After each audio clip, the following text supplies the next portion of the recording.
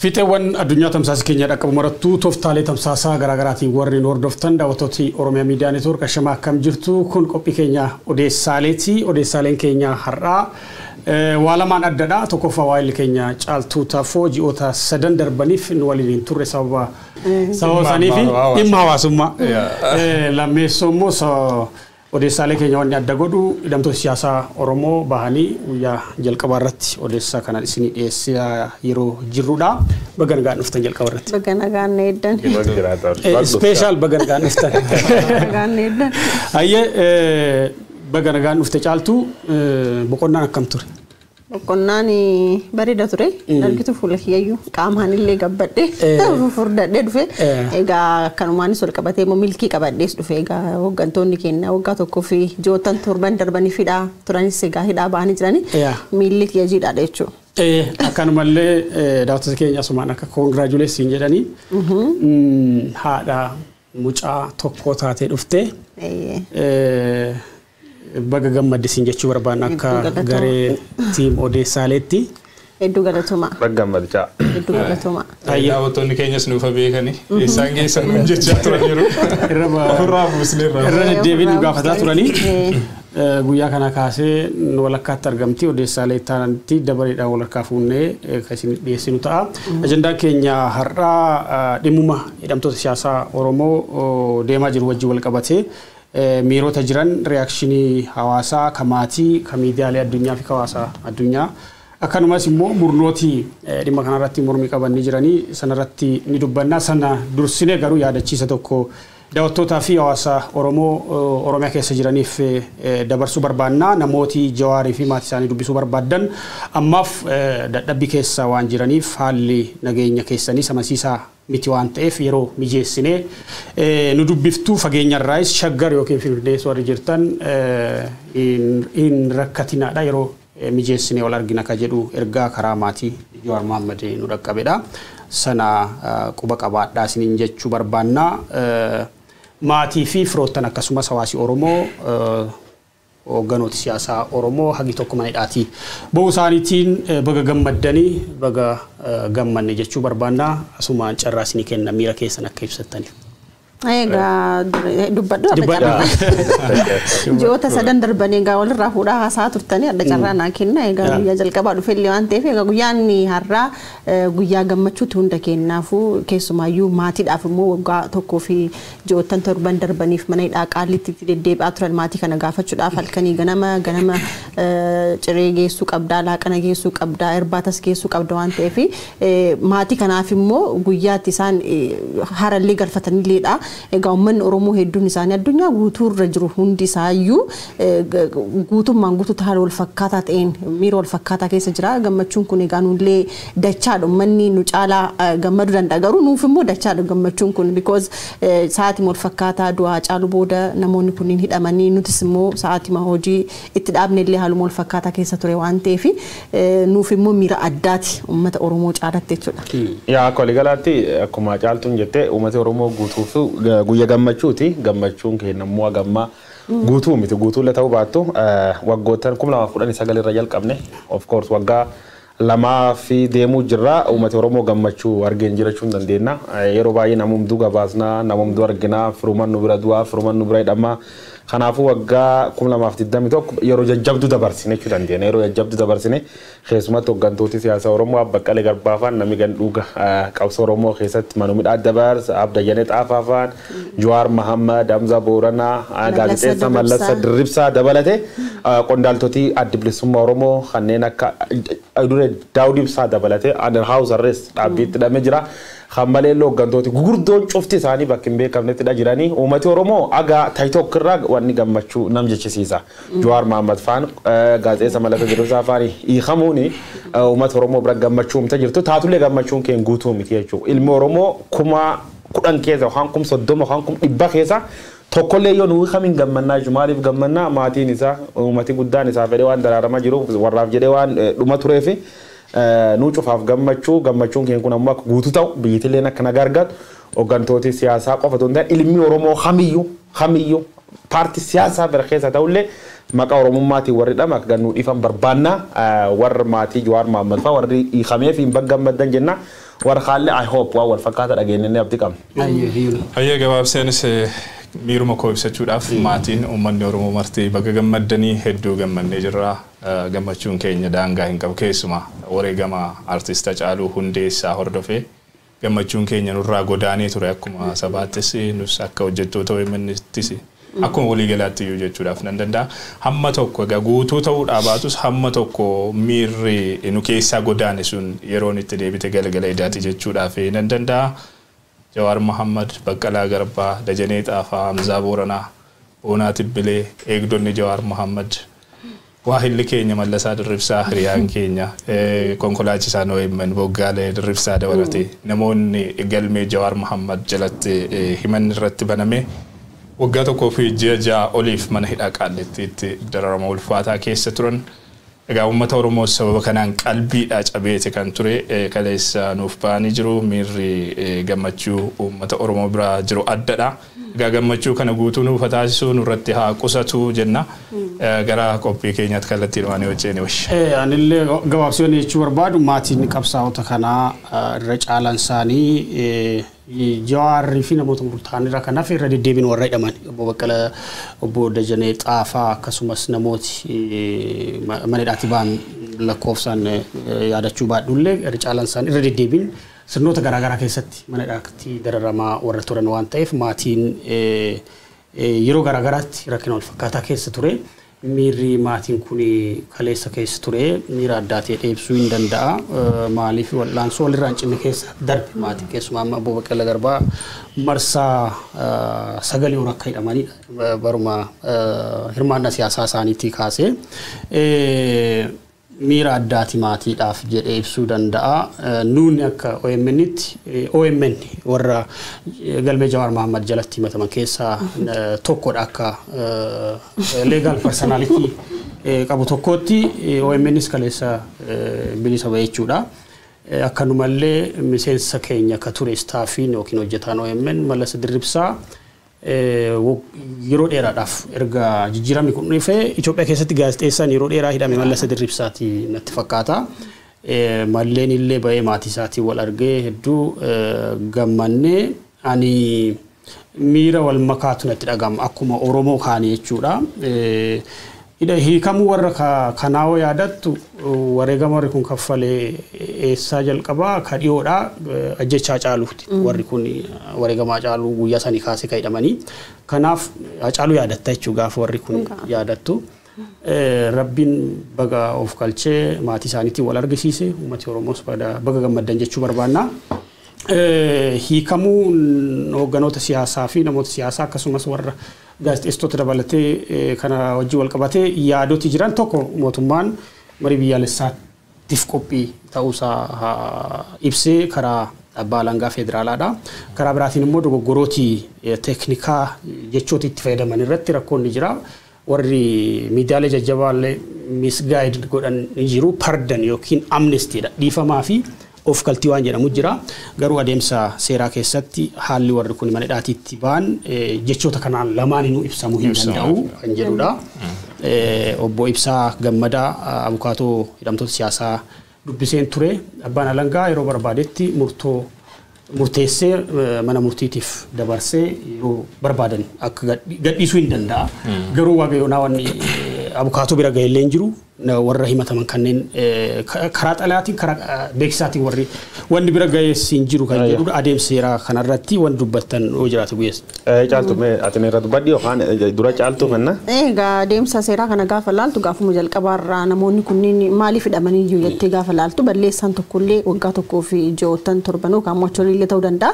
Sababbiin itti hidhamanillee biyya seera qabu osoo ta'eeti namni tokko sa'aatii 48 keessatti mana murtii dhiyaachuu qaba jedhamee gaafuma sanirraayyuu kaatu namoonni kunniin hanga yoonaa waggaa kana guutuu jechuudha. Daa'imni tokko dhalatee anu kun obee mucaa godhadhe raasii galee ji'a sadii kan tokko keessa jechuudha. Daa'imni tokko guddatee waggaa tokko jechuun waan guddaadha. Kana keessatti umurii isaanii guutuu achi keessa dabarsuun isaanii seerri soo jiraate kuniyyuu hin ta'u.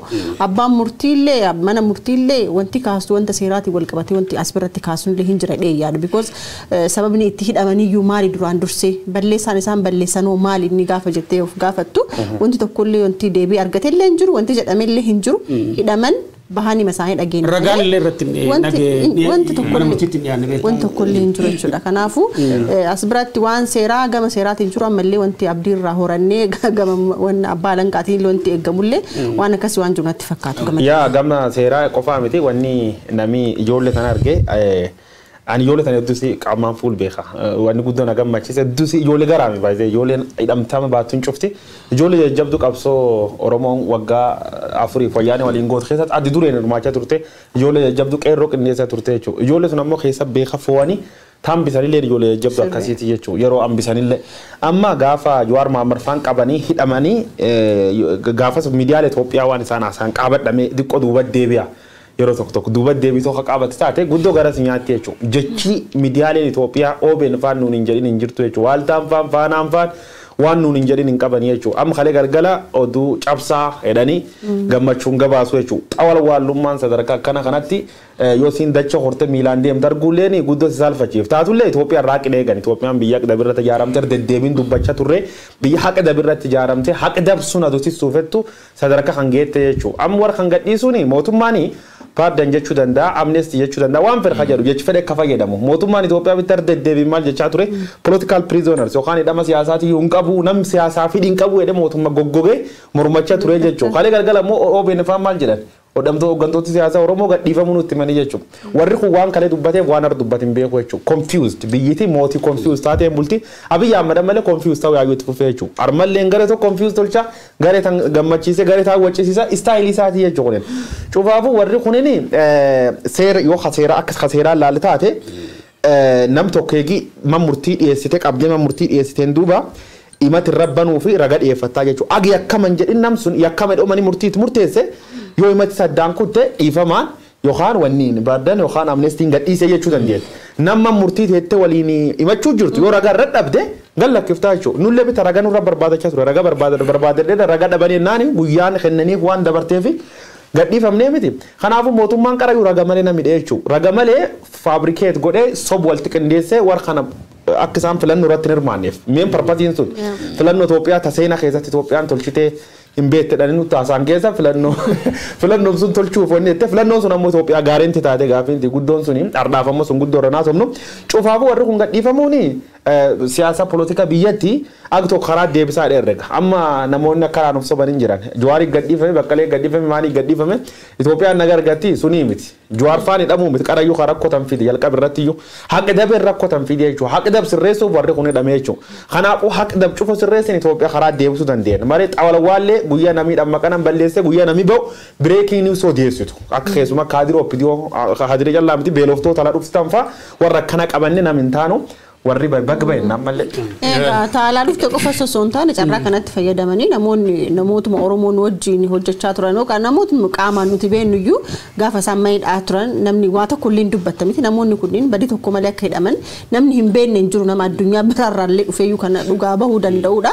Waa takkayyuu namni jecha takkatti dubbatee hin dandeenye yookaan akkuma callisan saniitti callisuudha malee har'a immoo gaafa guyyaan ifte immoo akka waan isaanii yaaddaa turanii rakkachaa turanii isaan dhaqanii gaafachuudhaan miti hojjettoonni OMN hedduun kenna akkam rakkataa ture gaafa hojii dhabne abbaa kamtu kana nyaatanii kana dhugdee namni gaaf tokko hin turre si galee gaafa rakkoo san namni gaafa simbira dhaabbanne gaafa gammachuu bee hunduu waayila si ta'a hunduu harka si dhaana kanaafu rakkoon kun uumamuun isaa kunillee furmaata argatuun isaallee namoota tokko illee akka gargar baafatu hawaasni kunniin uummata kanneen illee akka gingilcha namni akka adda baafannuufillee waan carraa nu uume natti fakkaatan gama kiyyaan.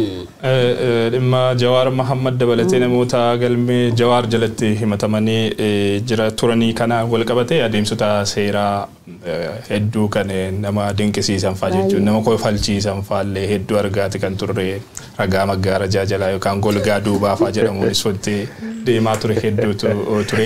Haa ta'u waa hedduutu yaalame namoota kanneen yakkamtoota godhanii itti murteessuudhaaf garuu yakki isaan ittiin himataman qabatamaadhaan namoonni kunniin badiin isaan raawwatan tokko wanna hin jirreef kan isaan hidhamaniif jalqabumarraa eegalee sababa ilaalcha siyaasaa isaanii sababa ejjennoo siyaasaa isaaniitiin wal qabatee waan ta'eef yakkoota duraan guyyaa jalqaba to'annoo jala oolchan irraa eegalee gama miidiyaalee meeshaa hololaa sirna sanaa ta'aniin irratti afarsaa turaniif ragaa tokko argachuu hin dandeenye. egaa yeroo booda jaallatanii osoo hin taane dirqaman hiikuudhaaf dirqamaniiti kan isaanii jiranii. Kanaaf gaaffiin uummataa akkasumas dhiibbaan hawaasa addunyaallee shoora qaba jenneeti kan yaannu. Haala kamiin hiikaman namoonni kunniin kan jedhu irratti miidiyaalee wanti isaan gabaasan yani eessa akka isaan fidan iyyuu hin beeku. Garuu gama mootummaatiin wanti ibsame tokko ni jira. Ministeerri haqaa gama fuula Feesbuukii isaatiin ibsinni galgala edaa kenne ni jira.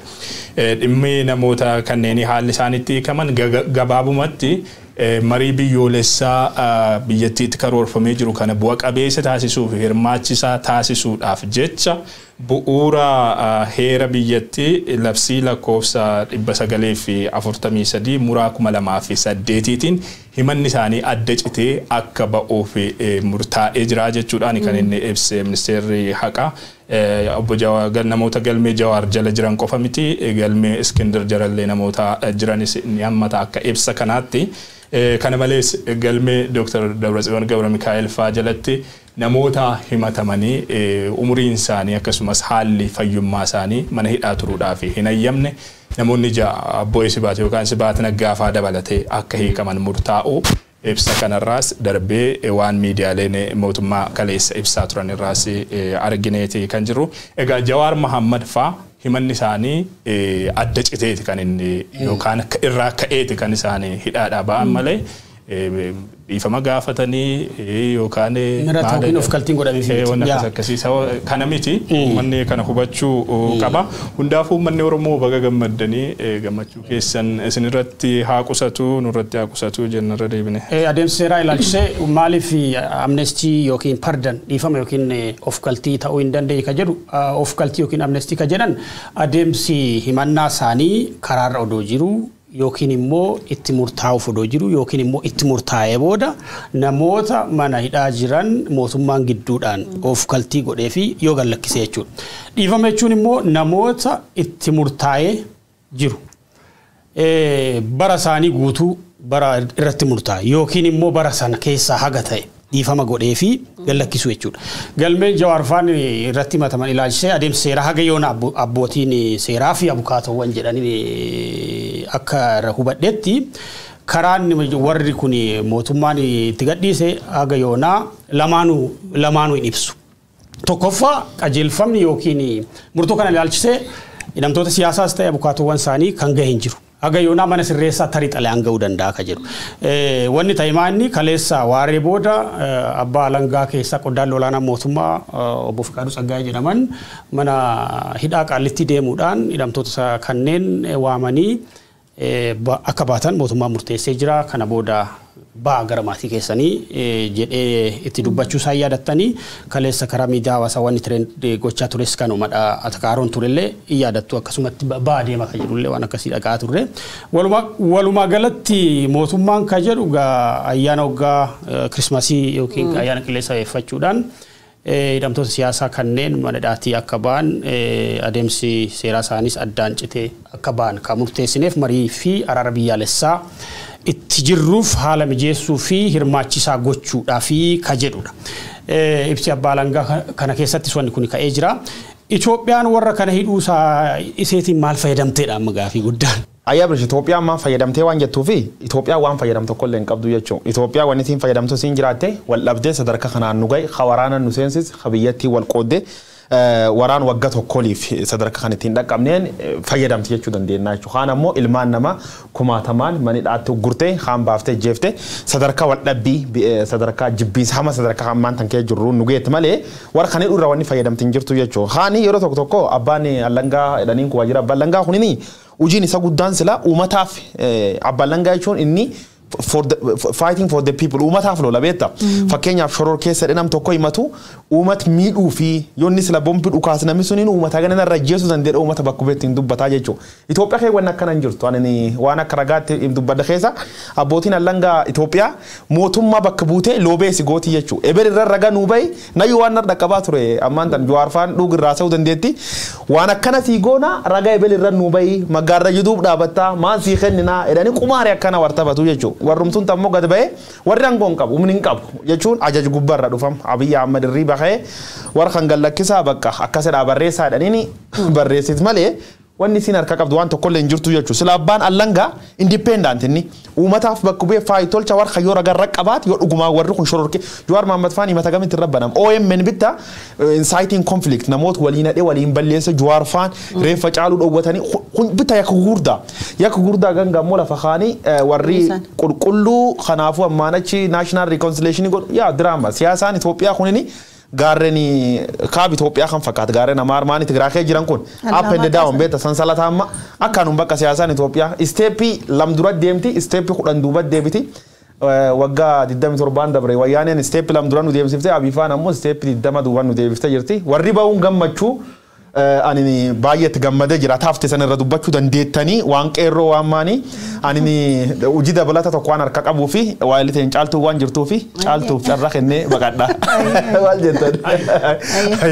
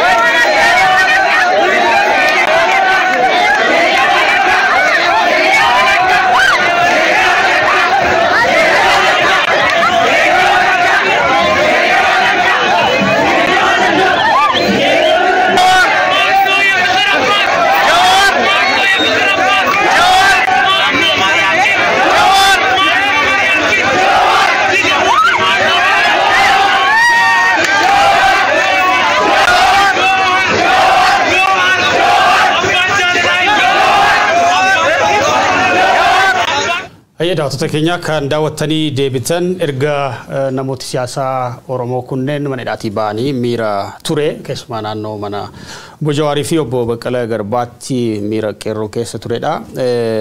Haa ta'uti guyyoon deemee jira marii keenya sadi taanee itti fufna yeroon qabnus deemaa jira waan ta'eef amma maaltu jira Oromoon kutaa baay'eetti Oromiyaa guutuutu mana hidhaa keessa jira. Oromiyaatti hidhame jechuu hin dandeessa. Hogganooti adda bilisummaa Oromoo mataan addichaa dabalatee Obbo Daawud Ibsaa dabalatee house arrest yookiin mana isaanii keessatti hidhamanii jiranii haga yoona hawaasni odeeffannoo hin qabu. Akkanumallee hogganooti adda bilisummaa Oromoo akka Abdii Raggaasaa, Koloneel Gammachuu Ayyaanaa, Mikaa'el Booran lakkoofsaan himnee ittiin baanu isaan qofa osoo hin taane kutaa Oromiyaa garaagaraatti miseensonni Koongireesii Federaalaa Oromoo aanaalee Oromiyaa hunduma keessatti bakka itti hidhamanii jiran bakka itti bakka bu'ummaa qabanitti akkanumallee adda bilisummaa Oromoo namooti immoo ilaalcha siyaasaa addaa qaban sababa garaagarummaa siyaasaa ilaalchaan mootummaa biyya bulchu paartii bilisiginnaa irraa qabaniif qofa kutaalee Oromiyaa garaagaraa keessatti hidhamanii jiran lakkoofsaanii manni lakkaa'u warri kunneen haqa argatanii mana hidhaatii ba'anitti gammachuun keenya guutuu miti ka jedhu kutaalee hawaasaa garaagaraa irra dhagaa jirra isarratti amalan. Isaan kana qofa miti hedduun amma kanumaan namooti nagaa akkanumaan jiruuf jireenya isaanii irraa qabamanii hidhaatti guuraman kan taargaan shanee itti maxxanfame ilmaan keetu bosona jira shanee qallabdanii maal gootanii jechuudhaan Oromiyaan waggaa 3 arfan darbaniif Oromoon hidhamaadhumadha kan inni bahe ammas haguma har'aa mataa isaatti illee hidhaan raawwatamaa jiru si ajaa'ibal tokko garanaan hidhamtoota siyaasaa hiikna jecha qeerroodhuma gammachuu ibsachuuf daandiitti ba'an illee yeroo isaan qabanii hidhaa turanidha kan odeeffannoon kallattii garaagaraa irraa arganne kan mul'isu.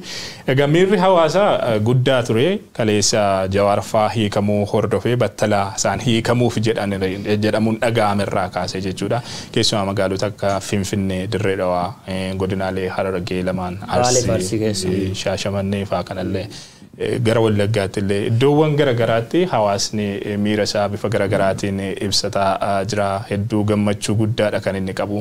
Haa ta'uti garuu akkuma Abrahaam amma kaasaa ture gammachuun keenya guutuu miti jechuudhaan wanti isaan kaasaa jiran ni jira. Sababni isaas hoogganoonni qabsoo Oromoo hedduun ammallee hidhaadha kan isaan jiranii gama adda bilisummaa Oromootiinis haa ta'u gama paartii koongireesii federaalistii Oromootiinis warra mataarra jiran namoota galmee Jawaar fa'aa jala jiran qofa Jawaarii fi namoota galmee sana jala jiran qofadha kan hiikame amma ammaatti hanga istuudiyoo seenetti jechuudha.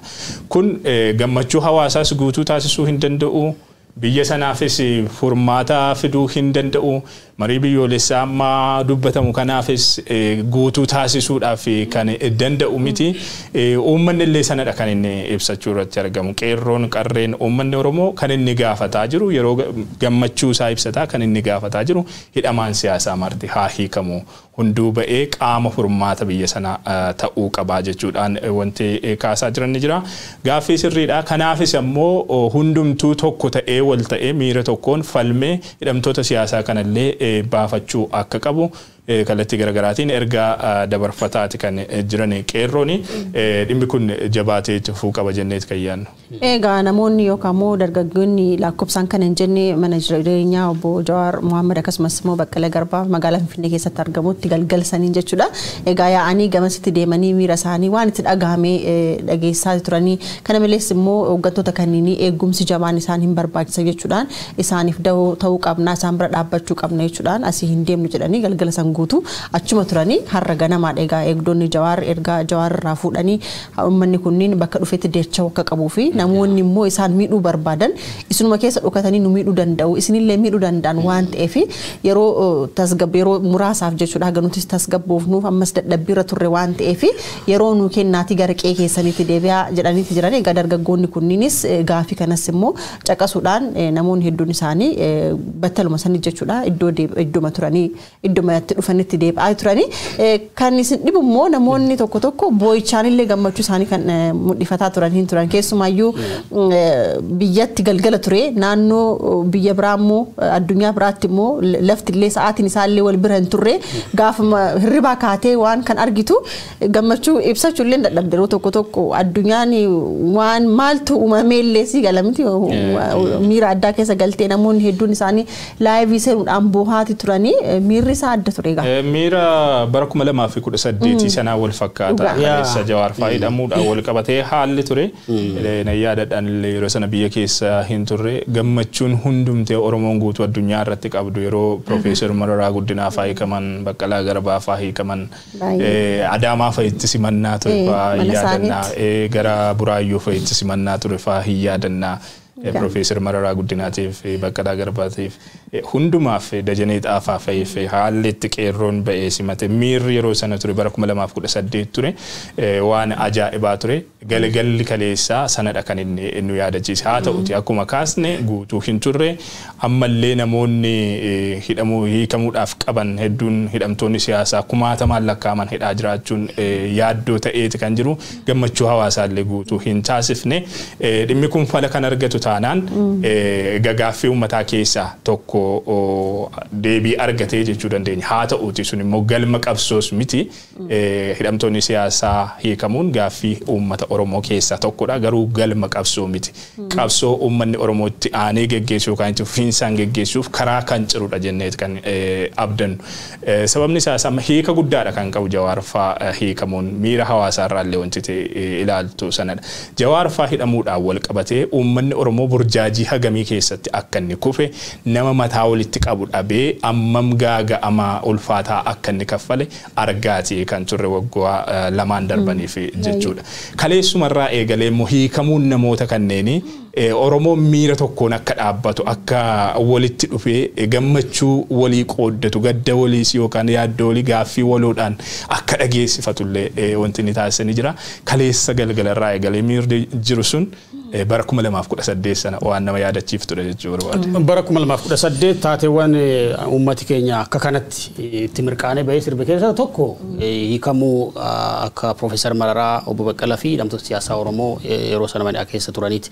Kan biraa immoo Abiy Ahmed mataan isaa gaafa Prime Minister ta'u gaafa durataa adda Dimokiraataa Warraaqsa Uummata Itoophiyaa EPRDF ta'u miira akkasitti kutaa Oromiyaa cufa keessatti qawwee dhukaa bule beekte guyyaa sana yaadadhe aniyyuu maalii fi warri kun kayidhaman wareegama Hacaaluu hordofeeti guyyaa Hacaaluun wareegame kaasee uummati Oromoo qalbiinsaa bakka duritti hin deebine kaleessa qalbiisaatti ka deebi'ee yaaduu danda'a akkuma uummataatti aniyyuu miirri nagaa miirri gammachuu kanatti dhaga'amu jalqabe guyyaa kaleessa guyyaa jalqabaati erga wareegama Hacaaluuti as mootummaan waan kana guutuu gochuudhaaf yoo dhugumatti commitment yookiin kutannoo marii biyyaalessaa araara biyyaalessaa jedhamu kaase all inclusive yookiin reconciliation hunda hammataa gochuu kan danda'u reconciliation yookiin araara hunduu keessatti hirmaachuu danda'anii fi qaamoleen biyya san keessatti dantaa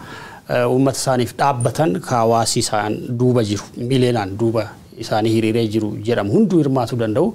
Kanaaf dhaabota siyaasaa biyya san keessatti maqaa dhaaba siyaasaatiin galmaan akkanumallee mootummaa kan qawweedhaan lolan hunduu karaa hirmaachisuu danda'uun namni hunduu hidhaadha bahuu qaba. Oromiyaa waliigalatti hidhaadha hiikkachuu qabdi ka jedhu gaaffiin jiru gara reakshinii hawaasa addunyaa fi miidiyaalee addunyaatti ka dabarru.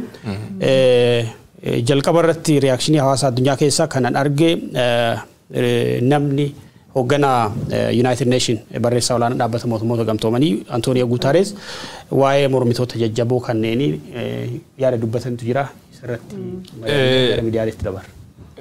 Barreessaa olaanaan dhaabbata mootummoota gamtoomanii Antonio Guterres kaleessa galgalaa gama toora Tiwiitarii isaaniitiin hiikamuu hidhamtoota siyaasaa kanneen akka Jawaar Mohaammed fa'aa kana ilaalchisuudhaan wanni isaanii dubbatantu ni jira.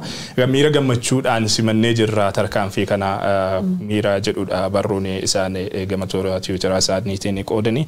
Itoophiyaa fi kanatu barbaachisaa biyyattiitti nagaa fi tasgabbii buusuuf adeemsa deemamu kamiyyuu si'oominaan ni tumsinaa jechuudhaan illee wanti isaanii ibsanii ni jira.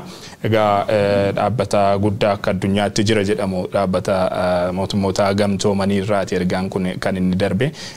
Dhiibbaan hawaasa addunyaa tureera hidhamtoonni siyaasaa kunneen illee akka isaan hiikamaniif ammam yeroo baay'ee ifatti ba'ee mul'achuudha baatus gama United Statesiin gama Jeffrey Feltman fa'iin dhiibbaan taasifamaa ture salphaa miti. Mootummaan Itoophiyaa hidhamtoota siyaasaa akkasumas qaamolee waliin garaagarummaa qabu qaamolee waliin wal dhabbee keessa jiru wajjiniin walitti dhufee taa'ee mari'atee rakkoo furuu akka inni irra jiraatu mariin biyyoolessaa walaba fi haqa qabeessa ta'e kan hunda hirmaachisa biyyattiitti akka geggeeffamuuf irra deddeebiidhaan gaafataa turaniiru Antonio Guterres dabalatee jechuudha.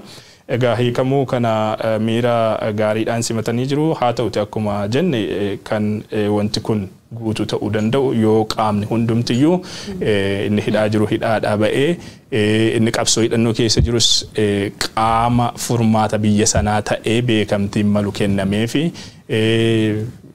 wanni akka shororkeessummaa maaloo jedhanii walitti maxxansan kunis haqamuudhaaf yookaan ka'uudhaaf danda'e yoo miira sanaa walitti dhufanii taa'anii mari'atanii hiree biyya sanaa murteessuu irratti waliin hojjechuudhaaf baatan guutuu ta'uu dhabuu mala yaaddoon jedhu ni jira. Miidiyaaleen addunyaa garaagaraa kanneen akka Al Jazeera, Reuters, Yahoo News, New York Times if kanneen biroon illee dhimma kana gabaasaa turaniiru dhimma hiikamuu hidhamtoota siyaasaa kana. Egaa akkuma jalqaba irratti kaasuudhaaf yaalli xiqqoo gara dabarsanii haalonni itti gabaasaa turan ni jira mata dureewwan oduu isaanii irraa amma gaafa ilaallu dhiifamni godhamee fi dhiifama gaafatanii maaloo wanni jedhu kun ni mul'ata ture. Egaa kana eenyutu gara dabarsee bifa kanaan informi isaan godhe yookaan isaan hubachiisee wanti jedhu gaaffii akkuma ta'utti jira ta'e. Miidiyaaleen kunniin xiyyeeffannoo kennanii dhimma kana gabaasuudhumti mataan isaaniiyyuu ejji hawaasa addunyaa dhimma hidhamtoota siyaasaa kanarra akka ture kan argisiisudha yaada. Gama miidiyaa kanaan anis carraa argadhee ture galgala miidiyaawwan keessumaayyuu kan biyya keessaa kan ilaaluudhaaf baalaansii gochuudhaaf maaltu jira kan jedhu ilaaluudhaaf carraa argadhee ture. Miidiyaa biyya keessaa amma ETV gaafa laaltu haalli isaan itti dhiyeessaniyyuu breaking news jedhanii wanti isaan dubbatan kabiraati wanti breaking news ta'e wanta biraatti si galeera miti waanuma saniyyuutu waan breaking news gaafa jettu maaltu ta'e waan taate ta'e san dafteetti seenta malee atakaaroo waggaa tokkoo fi ji'a torban darban keessa maaltu deemee maali kana akka noobil jedhanii fikshinii dura dubbisanii achi booda gara taateetti dhufan kuniyyuu maal mul'isa ajandaa kanayyuu gara biraatti maqsuudhaaf hangam yaalaa akka turanillee waan mul'isudha. Kabiraammoo namni siyaasaa Itoophiyaadhaatti dhiyeenyaan hordofan keessa tokko Dr. Awwal Aloo ka Yuunivarsiitii British barsiisan waa'ee hiikamuu namoota siyaasaa Oromoo kanarratti karaa Twitter isaanii waan dubbatan keessa tokko hiikamuu warra kanaa hedduu na gammachiise warri kun jalqabumaa badii fi akka tokko malee akka hidhaman kaasee jira warri kun immoo warra qabsoon isaanii Abiy Ahmad fi hoogganoota bilisiginaa ammaa kana aangootti fiddedha. Abiy Ahmad immoo akkasumas qondaalonni Itoophiyaadha warra kana karaarraa kan maqsan coronation muudama isaanii filannoodhaaf haala mijeeffachuudhaaf kan jiru karaa Twitter isaanii barreessanii jiran Dr. Awwal wareegama kaffaltaniif immoo Oromoon isiniif galata qaba yaada jedhu dabarsanii jiranii yoo dhugaatti immoo biyyattii keessatti reconciliation yookiin araarri dhugaa barbaachise mootummaan kutannoo qabaate sobaan jalqabuu hin qabu ka jedhu sobaan jalqabuu hin qabu siin jedhu namoota siyaasaa kutaa hundumattuu jimlaanidhe hiikuu qaba gaazexeessitoota yeroo garaagaraatti lakkoofsi isaanii baay'eedha gara 20tti siqu Itoophiyaa keessa warri hidhamanii aktiivistooti illee ni jiranii warra kana dhugumatti marii biyyaalessaatiif haala mijataa uumuudhaaf yoo ta'e warri kun hiikamuu qabu yoo sanidha araarri dhugaa fi nagaan Itoophiyaa keessatti dhufuu danda'a ka jedhu kaasanii jiran Dr. dabaluudhaaf egaa namoonni kunniin amma Baqqalee Garbaa Jawaar Mohaammed faatii hiikamanii jiranii namoonni isaanumayyuu mana hidhaatti deemtanii maaf gaafattanii jedhamanii hidhamaniyyuu meeqatu jiranii kana jechuun barbaadu malee maatima kiyya keessaayyuu waggoottan guyyoota 20 darban keessatti maatima keessa nama hidhamee jira maaf dhattee gaafatti jedhame namoonni kunniin eega hiikamanii namoonni isaan dhattanii gaafattan jedhaman kunniin illee hiikamuu qabanii durumayyuu maaf hidhamanii namoonni immoo akka aktiivistii Yaspeed faatii namoonni mana hidhaa jiran kunniin haga likkifamanii jedhanii gama garaagaraatiin qabsaa turanillee hanga ammaatti mana hidhaa jiran waan ta'eef akkuma Abrahaam jettee namoonni dhimma kanaan walitti qabatee namoonni hidhaman hundumti isaanii eega gochuun isaanii hin oolle gammachuu kennallee guutuu gochuu qabaniidhaan. Egaa xiqqoo dhimma kanaan wal qabatee wanti akka gaaffiitti nama keessatti uumamu ministeerri haqaa ibsa gama Facebook isaatiin kaleessa maxxanse irratti waa'ee namoota galmee Jawaar jalatti hidhamanii waa'ee namoota galmee Iskindir jalatti hidhamanii waa'ee namoota galmee Dr. Dabratsiyoon jalatti hidhamanii kanneen gadi lakkifaman sanadha malee kan inni eere waa'ee qondaalota yookaan hoogganoota adda bilisummaa Oromoo waa'ee hidhamtoota siyaasaa kuma dhibbootaan lakkaa'aman biyyattii keessatti hidhamanii jiranii homaa tokko wanti dubbate hin jiru. Kun maalidha maaltu yaadameeti bifa kamiin immoo wanni kun guutuu ta'uu danda'a. Ammam marii biyyoolessaa yookaan araara biyyoolessaa jedhamu kanaaf illee maal hiikii qabaatu wanti jedhu wanti gaaffii namatti uumu ni jira.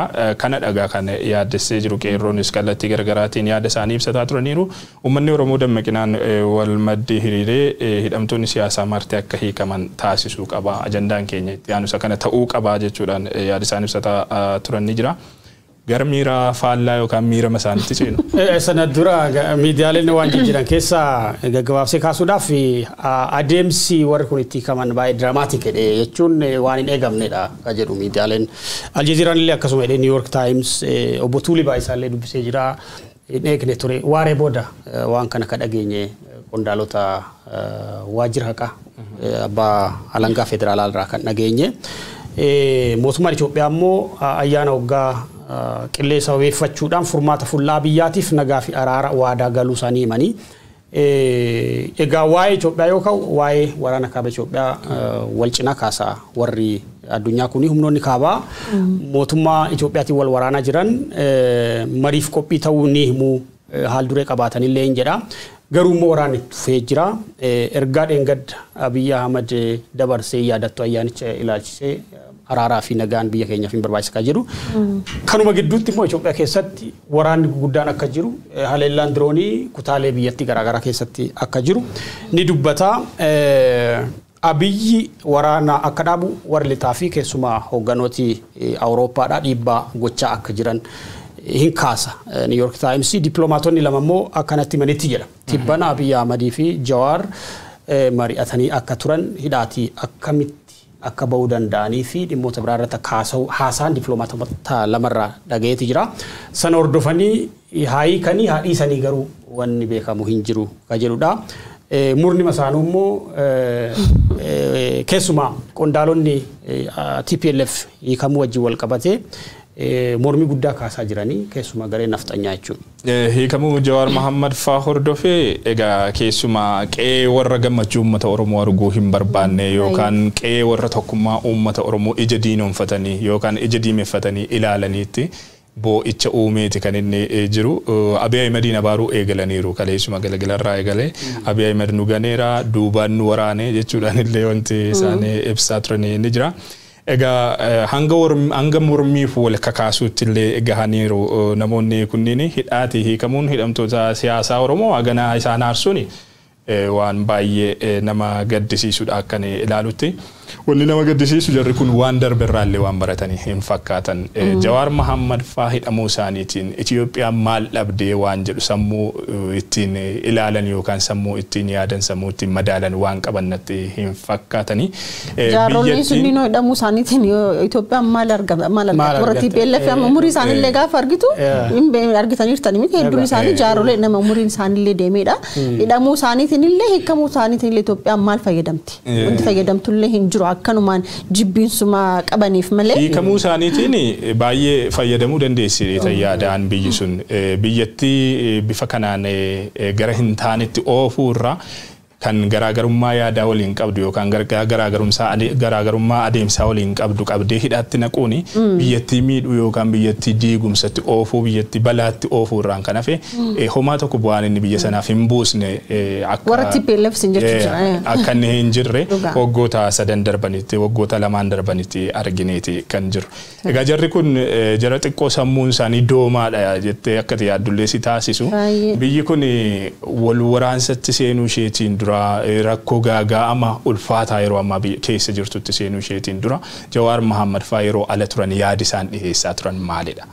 Biyya kana ni fayyadaa adeemsi deemamaa jiru kun gama hundumaatiin miirri mul'atu kun biyya kana ni fayyadaa garamitti immoo deemamaa adeemsonni kun itti fufan jechuudhaan yeroo garagaraatti Jawaar Mohammad xiinxalli kennaa ture.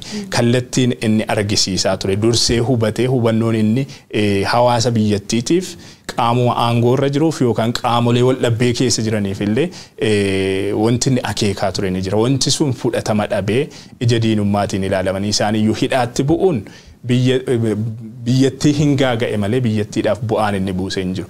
Gama siyaasa Oromootiin illee Jawaar Mohammad jedhu Baqqalaa Garbaa jedhu namoonni amma hidhaa jiran kun gama adda bilisummaa Oromootiinis rakkoon mooraa qabsoo Oromoo keessa jirtu akka furamtu uummanni Oromoo akka wal dhaga'u qabsaa'onni Oromoo akka wal dhaga'an waloodhaan hojjechuun akka danda'amu wal qabatanii fuulduratti tarkaanfachuun akka danda'amu argisiisuudhaaf hedduu deeman hedduu sitti ceephaaman hedduu sitti qeeqaman gatii guddaatti kaffalaniiru namoonni kunneen siyaasa Oromoo illee walitti qabuudhaaf jechuudha. Haa ta'uti hojiin isaan hojjetan dhamaatiin isaanii hundumtuu jabadiitiin ilaalamee jarri kun hidhamanii mooraa qabsoo Oromoo keessatti waan mudate akka Oromootti arginee jirra. Biyyattiin maalitti akka deemte maal keessa akka isheen buute immoo haala qabatamaa biyyattiidhaan olitti ragaan hin jiru. Kun akka baasuu hin dandeenye kan hubate mootummaan Itoophiyaa haalli qabatamaa biyyattiis isa dirqisiisee gaaffiin uummataas dhiibbaan hawaasa addunyaas isa dirqisiisee hiikeeti kan jiru. Hiikamuu isaanii sila murni masaanuu kuni gammachuudhaan simatee haalatti waloodhaan biyyattii itti fufsiisuun danda'amu irratti waliin hojjechuuf of qopheessuun osoo irra jiraatu hanga mormiidhaaf wal waamuuf wal kakaasuutti gahuunsaa xiqqoo waan nama gaddisiisu hedduu qaba. Warri kun mana hidhaatii akka ba'an hoogganoota siyaasaa akka ba'an kan murtaa'e waltajjii koree hojii raawwachiiftuu paartii Bilisiginnaa ka 7 dura taa'ame irratti akka ta'e odeeffannoo hin qabna.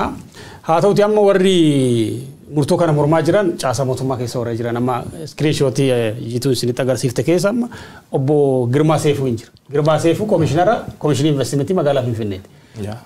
Sibaatiin mifataa ka'oona jedha hoogganaa TPLF sibaatii kataanaa jedhee dhaadachuusaa. Kan biraa immoo gorsaa ministeera muummee kan ta'e obbo Indargaachoo Tsiggee yakkamtoota wayyaanee baasuun qoosaadha gantummaadha nama aarsaa jedhee frustrate godhee barreesse. Warri kun waan mootummaa keessatti ta'aa ture akkamiin quba qabaatini. Mootummaa keessa integriitiin jiraay. Kunillee caasaa mootummaa haa ta'uutii baatu garuu deeggartoota paartii bilisiginnaa keessaa. Itoophiyaa jaalatamtoota uummata Itoophiyaadha. Turtii gayoonaa waliin turree jedha. Taayee galatoomaa. Jechuun Itoophiyaa gadhiisee bahu Itoophiyaan inni barbaadu kan akkamii akka taate ifa ta'uu baatullee trendiin kun gaarii miti biyya sanaatiif. Adeemsi amma warri kun itti jiran kun Itoophiyaa hin diigaman Itoophiyaa ijaaruu hin danda'u. Seenaadhuma duubaa duuboo siyaasa Itoophiyaa olaaltu yeroo garaagaraatti kan laalaa turre murtoo mootummaan yookiin qaami tokko dabarsuun qaami tokko yoo gammadu qaami biraa immoo murni biraa immoo hin gadda Itoophiyaa keessatti waan akkasii. Qaami tokko gaddu immoo qaamni biraa hin gammada. Kuni leegasii siyaasa Itoophiyaa keessatti dhufedha. Numa faana waan dhufedha. Kuni adeemsa politikaa baay'ee backward baay'ee adeemsa politikaa duubattafaa adeemsa siyaasaa doofummaa ka fruitii yookiin firii tokko hin qabnedha. Adeemsa siyaasaa kana keessa akka itti baanu yeroo fudhatu mala garuu adeemsi kun Itoophiyaa hin baasu murnoota biyya sana bulchanis hin baasu mootummaan garee tan dhaggeeffatu dhiisuu danda'u qaban jedhan. Egaa araara gaafa jedhamu ka waraanillee ka waraanamillee walii dhiisaniitiin gara fuulduraatti jiru gaarii waan gaarii waliin jiraachuudhaaf egaa araara kan jedhamu asiin dura yaadattan taanaan marii biyyaalessaatiif qabxiiwwan barbaachisu jedhanii namoonni guyyaa har'aa mormaa turan kunniin yeroo baay'ee yeroo garaagaraa marii yeroo taasisaniin argina miti gaafa Itoophiyaan diigamuuf taate Itoophiyaan akka hin diigamneef maal gochuu qabna jedhanii namootumti sirna nafxanyaa leellisan qofti walitti dhufanii yeroo baay'ee waltajjii garaagaraa qopheessanii gaafa waliin marataa turanii argita. Har'a garuu immoo maaf mufatan araara kana fiduudhaaf hooggantoonni Oromoo hanga ammaa badii tokko malee maneedhaa keessa turan dhufuun qabanii dhuguma immoo TPLF waggoota 27 darban keessatti badii kana jedhamne balleessanii jiran araara jedhame warra kana dabalachuun qabu araara jedhame warra hanga ammaatti maneedhaatti hafanuu hin dabalatu sigala wanti yoo laaltu kama isaan jedhan qofti haala isaan jedhanii akkaataa isaan barbaadan qofaan gaafa deeme sirriidha malee wanta ati barbaaddu kaamu ilaalchi nama biraatti dabalama taanaan yakka akka waan ta'etti dubbatamaa yookaan immoo yakka akka waan ta'etti himatanii dubbatanillee amma wanta sidhibu diasporaan miliyoona tokko gara biyyaatti akka galamu egaa murtaa'ee namoonni hedduun isaanii gara biyyaatti deebi'aa turanii namni wannaa isaa kaansel gochuu jalqabellee hin jira maal jechuudha. Sigalee ammuma tana gammachuun haganummaa gaafa duraan gammadanuu kaamu waan kana murteessanii gara biyyaatti deemanuu hangam murteeffataniiti akkuma qilleensaa yoo wanti tokko dhufu kan murtee kan kee duubatti deebitu ta'e yoo wanti tokko dhufu immoo gara fuulduraatti hin deemta taanaan namni tokko dhaabbii qabaachuu qabda waan tokko irratti dhaabbii ilaalchaanis ta'e waan hundaanuu dhaabbachuu qabda waan ta'eef egaa kunin waan guddaa irraa arginellee hangam tokkollee warra kanneen wajjinillee gara fuulduraatti deemuu dandeenya kan jedhullee irraa arginee jirra. Murni amma maqaa Itoophiyummaatiin deemu kun Itoophiyaa jechaa oolu kun miidiyaalee hawaasaa irraas miidiyaalee hedduu qabu miidiyaalee harkuma isaa miidiyaa biyya keessa jiru guutummaan guututti. Egaa dhuguma osoo murna waa'ee biyyaa dhimmamu ta'ee sila tarkaanfii sirni abbaa hirree biyyatti yeroo ammaa fudhate kana ija gaariitiin ilaaluudhaan wantoota hawaasa biyya sanaa uummata biyya sanaa garaagarummaa gidduu uummata biyya sanaa jiru sana dhiphisanii uummata sana walitti fiduudhaan hayyoota yookaan illiitii siyaasaa kan gama Oromootiinis kan gama Amaaraatiinis gama birootiinis gama Tigreetiinis jiru wantoota walitti fiduu danda'an irratti hojjetaa ture sila qaamni maqaa Itoophiyummaa faarsu kun osoo dhuguma jaalala biyyaa qaba ta'e garuu jaalala biyyaa yookaan biyyanni faarsu sana caalaatti diinummaan Oromoo irratti qabuudhaan kan natti mul'atu ejjennoo kallattii garaagaraatiin mul'atu kanarra isaan kana faana akka lammii biyya tokkootti lakkaa'amu mataan isaa baay'ee siqaanfachiisaa tokko maalis haa ta'u hiikamuu namaatti gammaduu yoodhumallee gammaduudha baate callisuu qabda malee baatee sadarkaa kanatti miira gaddaa ibsu miira wal kakaasu maaloo aga sadarkaa boykooti duula labsuu maal kanatti deemuun kuni waan baay'ee nama qaanfachiisudha. Ammoo waan si ajaa'ibu kan jiraallee kan hiikame jira bara Iskindir fa'aa hiikamaniiti kan isaan jiranii ani nama keenya irraa xiqqoo hubannoo gaariin ani arge tokko kan maalidha jarmaaf illee tarii irraa barnoota taa'ee kana yaadu hiikamuu Iskindir Fayin namni gaddeen jiru nama keenya namni tokko namni gaddee Iskindir hiikamuun irra hin turre jedhee nama dubbate illee gama sooshaal miidiyaa kanarraa illee hin argine an namu gammachuu ofii hunduu gammachuu isaa irratti fookas godhee ammoo hiikamuu dhabuun nama kanaa hagas mara baay'ee akka ajandaa hin taaneefis immoo hubatee jira uummanni keenya isaan hiikamuudhuma Iskindiriin illee gammachuun hin ibsamne hiikamuu Jawaar Fayin gaddatti dhaga'ame ibsachuuttidha kan isaan gadi ta'anii egaa kun waan baay'ee nama qaanfachiisudha biyya sana keessatti haalonni jiran walitti fiduuf illee baay'ee kan sirakkisu ta'u biyya waloo waliin ijaaruun qaama kana faana akka hin danda'amne waan sitti mul'isu qaba jedhee tan viidiyoo jalqaba ture afaanis qabee waan feesbuukii gubbatti eenyu Iskindir Naggaa baga nagaan dhuftee weelkaamii sagantaa qopheessanii fi boo'icha fakkaata malee gammachuun fakkaata soo argite miirri achirra jiru namoonni haasaan gaddaniiti jirani malee fuula gammachuu takka illee argitu kana na yaadachiiste. Namni abbooyi Zibaatfaan hogganoonni TPLF haga hiikaman Iskindir Naggaatti umurii guutuun odoo murtaa'e wayya isaan filadha namni jedhe jira kaampii sana keessa baay'ee sadarkaa sanatti jechuudha.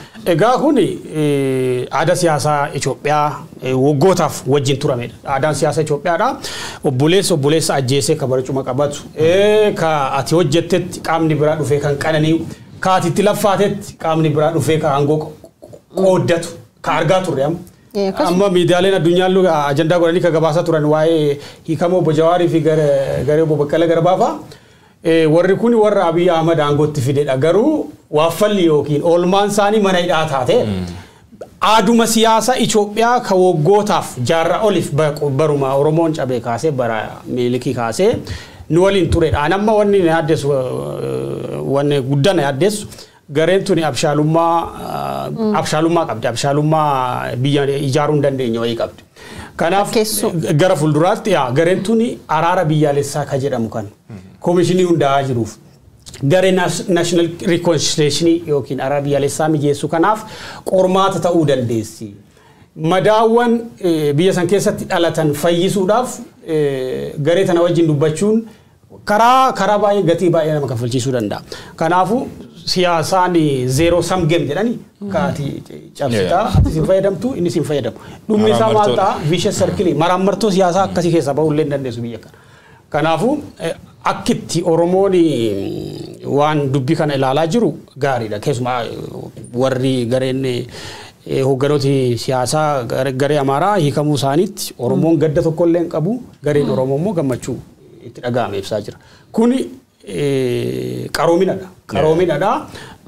Qaroomina qofa osoo hin taane Oromoon kufaatii namaatti saba hin gammanne akka ta'e milkii namaatti uummata gammadu akka ta'e agarsiiseeti jira. Kanaafidha baroota dheeraadhaaf siyaasaan atakaaroon siyaasaa ilaalchi siyaasaa Oromootii fi garee kaaba Itoophiyaa kana walii galchiisuu kan dandeenye rakkoo guddaan nu gidduu turellee kanuma jedhee yaada. Fuulduratti araara kanaaf gufuu ta'uu garee dandeessu jedhee hubadhaan. Egaa adeemsa itti aanutti yoo ceene wayyanatti fakkaata sa'aatiin keenyas deemaa jira waan ta'eef adeemsi itti aanu maal ta'uu qaba jechuudhaan dhimmoota garaagaraa ilaaluu qabna jedheetanii an kanan yaadu haguma hubannoo keenya haguma namoonni waliif qoodaa jiran irraa nus daawwattoota keenyaaf wanti nuti qooduu qabnu jira jedhee waan an yaaduuf. Egaa kan namni hundumti ammattoof gaafachuun irra jiraatu dhugaadha gammachuu qabna hidhamtoonni siyaasaa kunneen hiikamuun nu gammachiisuu qaba. Sababni isaas namoota qaqqaaliidha namoota mataa uummata kanaa ta'anidha. Jawaar Mohammad hammam siyaasa Oromoo keessatti rooliinsaa yookaan gaheensa nama hakamii akka inni ta'e waggoonni lamaan darbe kan Jawaariin of biraa dhabne sun nutti mul'isaniiru jedhee yaada. Obbo Baqqalaan nama akkamii akka inni ta'e waggoonni lamaan yookaan sanaa olis kan yeroon itti of biraa dhabne sun nutti mul'isaniiru jedhee yaada. Gammachuu keenya ibsachuun gaariidha garuu haalota jiran madaalaa deemuun barbaachisaadha jedhee yaada. Sirbaa fi shubbisa kana hir'isuun baay'ee murteessaadha. Mirqaana hir'isuun baay'ee murteessaadha. Hidhamtoonni siyaasaa hiikamuu jalqabuun gaariidha. Qabsoon uummata Oromoo keessaa gaaffii tokko kan ta'e dhimmi hidhamtoota siyaasaa deebii argachuu jalqabuun waan tokkodha. Haa ta'uti dhimmumti kun mataan isaallee galma hin geenye akkuma sila kaasaa turre. Qabsaa'onni sabichaa hedduun kumaatamaan kan lakkaa'aman ammallee mana hidhaa jiru. Isaan kana hiiksisuu irratti fuulleffachuun barbaachisaadha jedheetanii yaadaan. Gama kan gam biraatiin galmi qabsoo uummata Oromoo maalidha? Uummanni Oromoo maalidha kan inni barbaadu? Baroota keessatti kan inni gaafataa ture gaaffileen uummata Oromoo maalidha? Hidhamtoonni siyaasaa hiikamuun qofti gaaffii Oromoo deebisuu ta'uudhaaf hin danda'u. Hidhamtoonni siyaasaa Oromoon gaaffii hiikamuun gaaffiin uummata Oromoo akka deebi'uuf toora qabsiisu kallattii qabsiisuu keessatti shoora mataasaa ni qabaata. Garuu gaaffiin uummata Oromoo marti tokko lamaan lakkaa'amee deebii argatee uummanni Oromoo biyya isaa irratti mirga abbaa biyyummaa gonfatee walabummaadhaan biyya isaa irratti mootummaa barbaade hundeeffatee yoo walabummaadhaan jiraachuu danda'e qofadha gaaffiin uummata Oromoo deebi'eera jennee kan nuti yaadnu.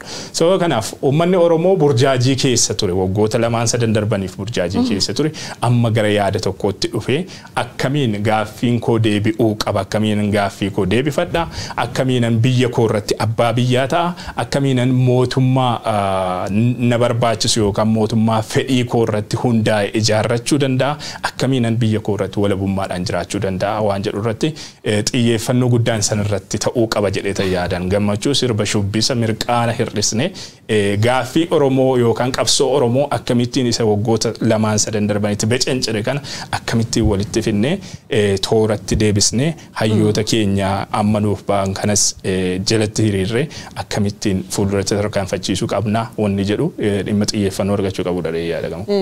Wanni sirra fudhadheera sirba wajji wal qabsiisee Oromoon yeroo jiicoomsi siyaasaa hundumaa hin sirbaa waan jiru yeroo baay'ee dhagaa ture 2018 baay'ee sirbaa turre sana durallee 1991 sirbumaatti ture jedhanii amma jijjiiramni siyaasaa dhufee miti basically namooti keenya namni Oromoon jaalatu namni mataa siyaasa Oromooti jedhaman waan manadhaatii ba'aniif ammallee sirbaa jirra sirbi kuni dhuma argachuu qaba namni sirbuu barbaadu bakkaa fi yeroo itti sirbu qaba haalli amma keessa jirru haala sirbaaf nu affeeru miti basically kanaaf tokko Oromoon bara 2018 bakka jiru baay'ee dubatti deemee jira siyaasa Oromoo keessa burjaajii guddaa dhalatee gaappiin siyaasa Oromoo dhalatee ta'a even haga warri kun manadhaatii ba'anitti hogganoonni ammallee manadhaa jiranii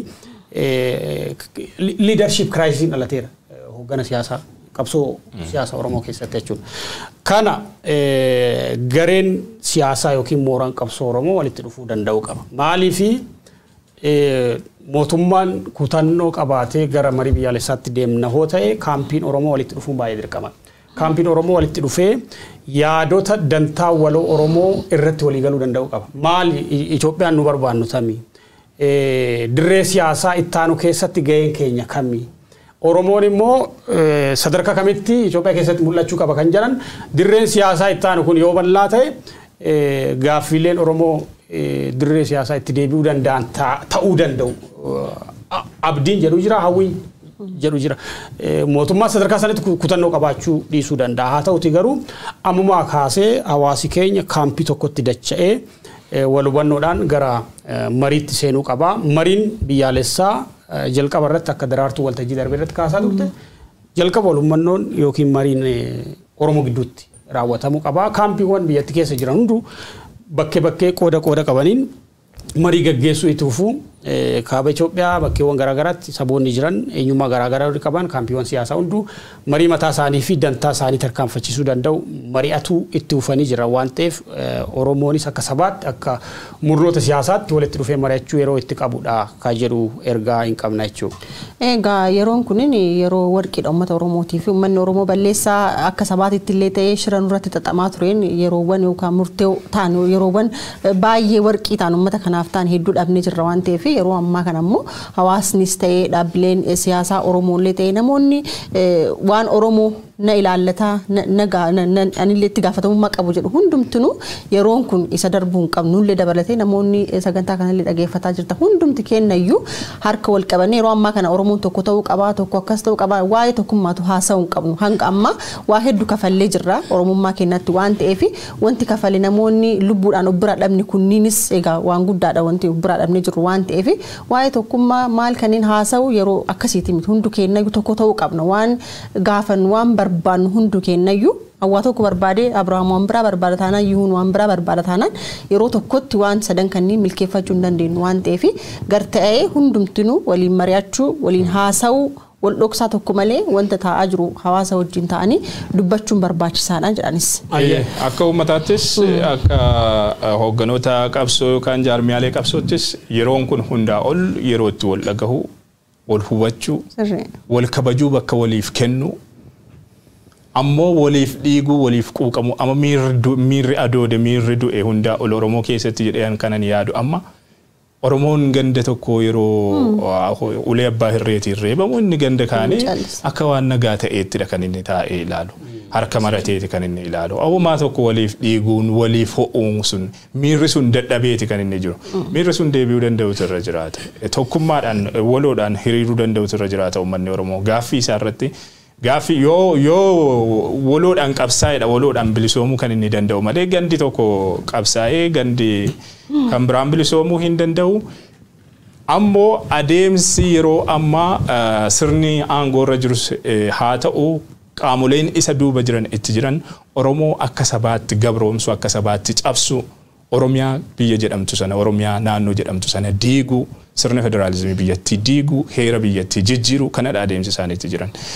Kanammoo dura dhaabbannee irraa qolachuu yookaan irraa hambisuu kan dandeenyu yoo waloodhaan uummanni Oromoo tokko ta'ee yoo dhaabbate uummanni Oromoo tokko ta'ee wal dhaga'ee waliif bakka kennee wal kabajee yaada waloodhaan gaaffii walii waloodhaan tarkaanfachiisuu danda'e jennaan qaamni kamiyyuu isa cabsuu isa gabroomsuu akka hin dandeenye hubachuutu barbaachisa. Kana qabsoo waggoota darbanii keessattis argineeti kan jirru. Warri hooggansa mooraa qabsoo Oromoo keessa jirtan kallattii garaagaraatiin jirtan yeroon itti walitti dhuftanii uummata kana gara tokkotti deebisuun burjaajii keessa jiru kana keessaa baasuun isinirra jiraatu ammadha jenna.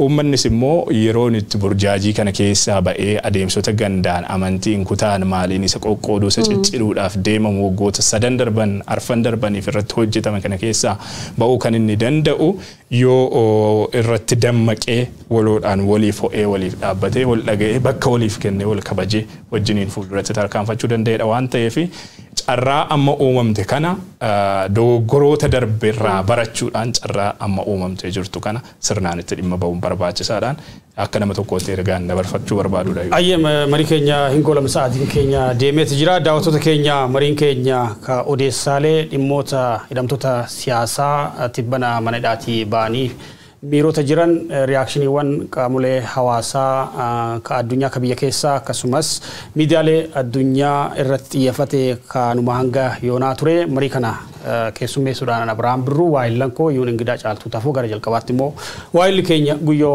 waariyoo nu bira ture waan nu wajjin turtaniif ulfaadhaa isiniin jenna odeessaalee biraatiin walitti deebi'u.